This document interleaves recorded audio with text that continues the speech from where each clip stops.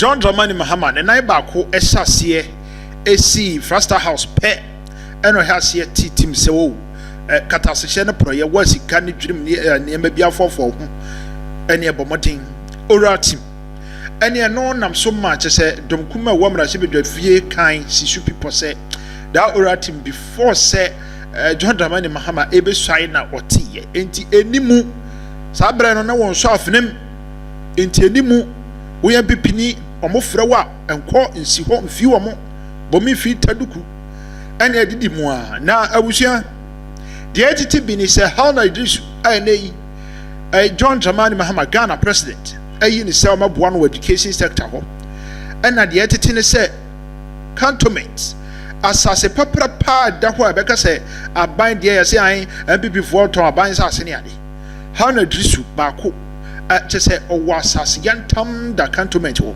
neno ɛna de atiti bi ni sɛ nei wo mo twe ne dese de akogina mbere nim sɛ na wo Hana Idris wa nei mo ba ban mo kura no munni bosomi ahembi munni bosomi mpo unya Cantonment asase no wɔ he ho na de ma wo a wo din no wai won krata so ya wo dia wo don sɛ si obo ɛbo no msuo gu so ɛkyɛ sɛ ɛho nsɛma be degya amenem for so mtwe ne sɛ na ba sɛ enye brɛ na yentie Hana Idris kwan ofa so a Cantonment asase na manfo NDC 40 no mo gasa MPP for na asase no mafomato na aban asase o mato no fofofo na so sɛ NDC for adin ewo mu no yenye brani kotie na chiwaje o komesasi won so efama me. I want us to do a little exercise. On your CV, you have on page 1 of 3, you have for residential address, 2 Shippy Close, Fedeos, Cantonment, Accra. If you be pleased, the Cantonment is where you live, correct? Yes, I live. When you are entering the house, you see the Fedeos written by the wall. Very well, Dominic, I understand. I know Cantonment very well. You live at Cantonment? Yeah, I do. I used to be in Bubuashi. Honorable nominee, you provide the specific answers to the very questions I ask. You know, you be my respected senior. Members want us to finish you quickly. And if you open yourself up, then maybe there will be more follow-ups. So you live at Cantonment? Yes. Very well.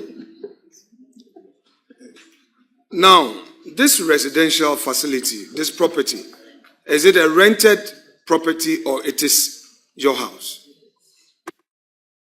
It is my house. You are very honest. Thank you very much. Thank you very much, Honorable Hana Idris. The reason why we, the young ones, respect you is such courage to face the truth that will take you higher, as prophesied by Roxanne. So it is no offense for a politician to own a property at Cantonment, correct? Not at all, depending upon your... Order. Chairman would respect. You've had calls to caution the friends of this committee from the majority side. Please, let us observe some decorum, respectfully. Honorable Hana Idris, it is saying, in Krahim Fana Wote, Meti Cantonments, baby.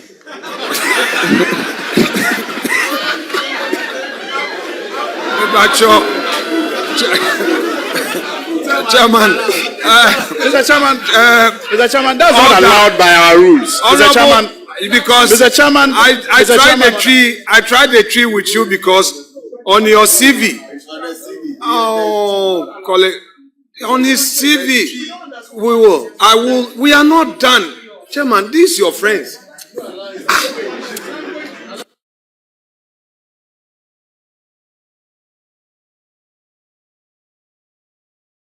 Please go ahead and address the chair. Chairman, thank you. Honorable Hana Idris, Pacho, why a MP in Fiesane? I bet it's 20 years in there. Very well. So those are you've passed. Because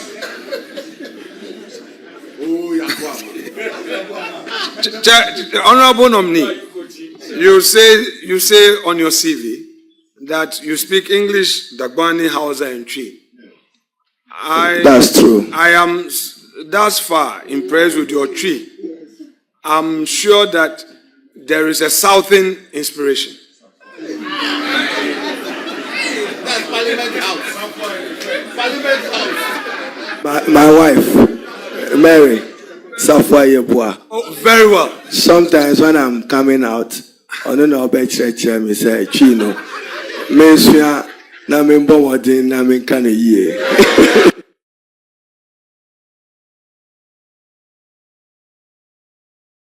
So, Chair, you have disclosed that Madam has inspired you with a tree. That's great. So, Chair, I want to know from the nominee whether or not he benefited from free education. I did, coming from Northern Ghana at the time. I attended Kulkul School through Bagabaga JSS, through exams. I think that I didn't do well in mathematics for that particular sitting. And Tamasco at that time was insisting on a particular grade. And Navasco was open. If you had evidence that you were about rewriting, you could come and justify. So I went to Navrungu Secondary School for the A-level. And I'm proud to say that 1991, I probably was one of the best A-level students Navasco produced. I still hold one of the best grades ever in business management from Navasco. That record have not been broken. And so yes, this was what motivated. But traveling to Navrungu Chair was a difficult one. 7 hours from Tamale to Navrungu.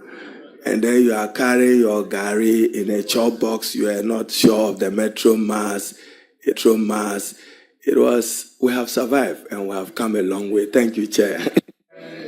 So, Honorable nominee, I can understand why you had to go through a law program with those inspirations you've studied, philosophy, sociology, and Please address the chair. Sir, great progress has been made. It has been validated.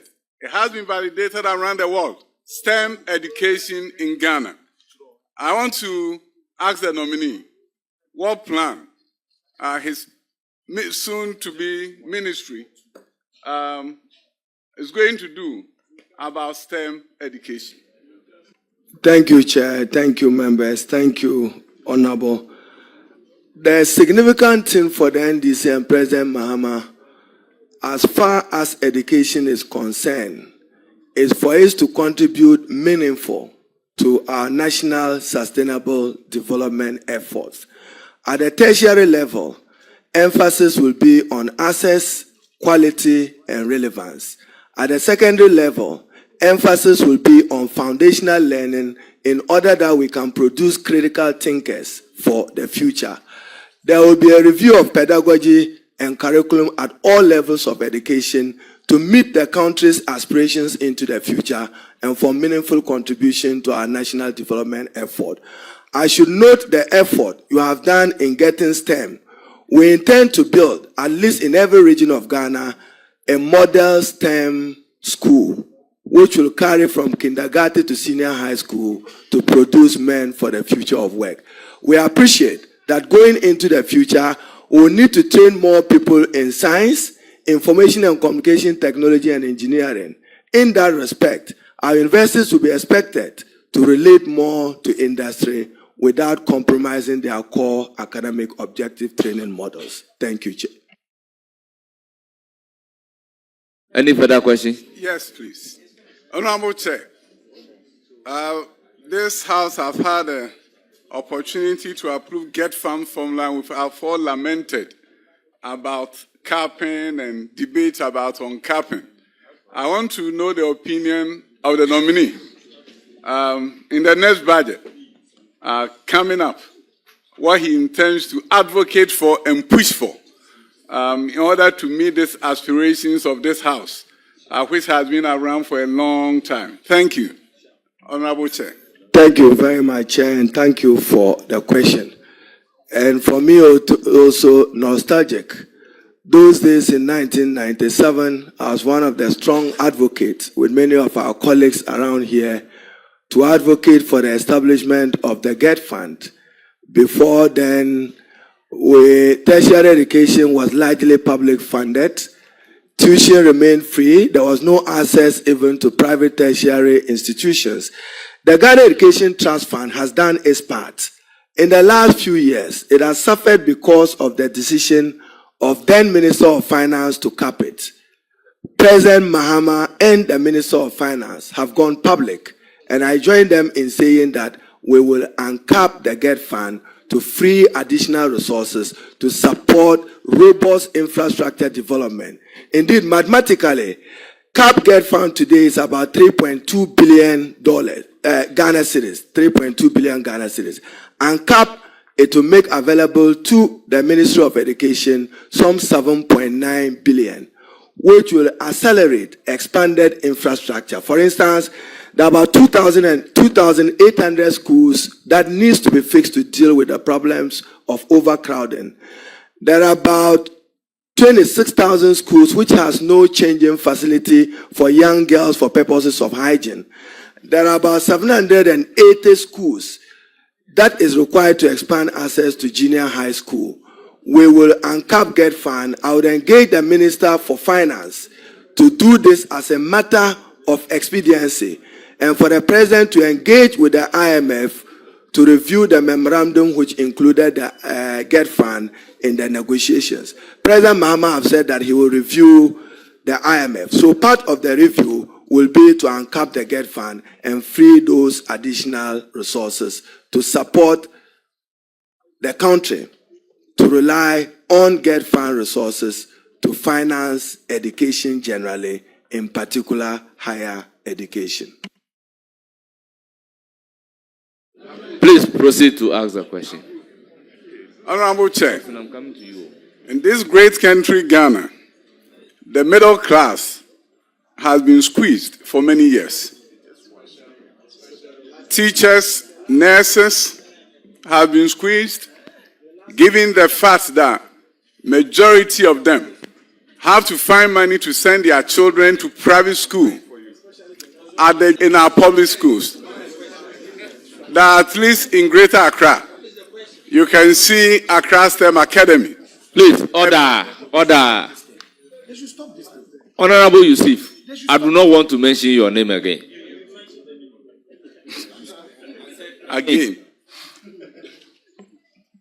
So the public school transformation agenda is something that is very dear to the middle class.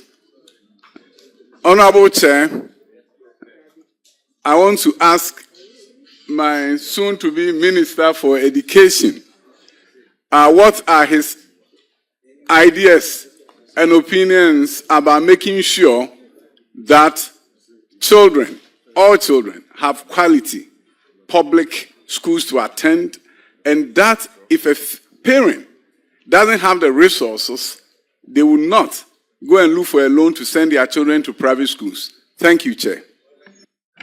Thank you very much, Chairman. Chairman, our intervention in the education sector will be all-encompassing. We will give true meaning to the pursuit of free, compulsory, universal basic education.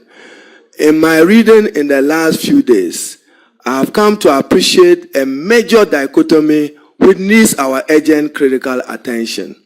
Rural-urban dichotomy in the quality of education, northern-south dichotomy in the quality of education, and more deprived schools not producing because of quality of teachers and the presence of teachers in those areas.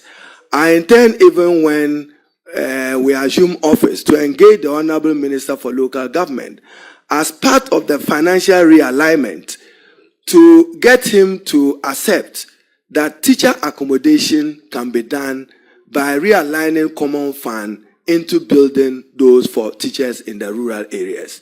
I do know that conditions of service generally for workers in the Ghanaian public sector is not the best. I had the privilege in the last few years to be Ghana's Minister for Employment. I did my utmost best to deal with some of the most incipient labor disputes of the country. But nonetheless, the cascading effect of what you do for the teacher, its economic and financial implications for the nurse, the pharmacist, the doctor, is what guides the purse. Therefore, what is in the kitty? We need to improve revenue mobilization generally. And in education, it will be appreciated if, and Parliament members are here, if we can dedicate 20% of national expenditure into education or allocate at least a minimum of 5 to 6% of GDP to support education, then over a 10-year period, we would have done enough to expand and make these facilities available. At the basic level, and this was my concern, you haven't achieved free compulsory universal basic education, and you have up there a free senior high school education. You will still have in urban areas, Honorable former Minister and Chairman, in the urban areas, the out of school dropout, you see them. In the rural areas, you don't. That's the danger. We also have to be careful that we are not producing unemployed graduates from free senior high school who would become a threat to an unemployable. So that is why Minister hails some of the TVET initiative, because we have to improve employability. And employability is better done through technical vocational training.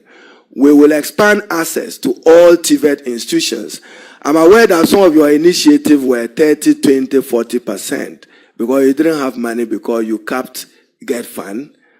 You remember, I don't want the minority leader to look into my eye. So the uncapping didn't free resources for you to be able to expand those TVET institutions. President Mahama and the NDC will complete all those TVET institutions, giving respect to the directive principles of state policy, that as president, he has a responsibility to the state to continue every good initiative of the previous government. I thank you. Thank you. You have further question? Please go ahead. And I plead that that should be the last question. The last one. Honorable Chair, I think there has been interesting debate about the issue of E-blocks. And E-blocks, we completed a number of them across the country. But the good news is that government is a continuum. And that is why, beyond completing E-blocks, we added boarding facilities to those that are in remote locations. Adansia Peja is an example. Edujama is an example. Drobonso is an example where we added boarding facilities so that the facilities will become useful to the people of Ghana. It's not about us. It's about the children. So I think beyond completing E-blocks that have not been completed, Honorable nominee, Honorable Chair, would the Honorable nominee look into the possibility of adding boarding facilities if an E-block is in a distant location and students cannot walk to the school, so they become more useful to the country? Thank you.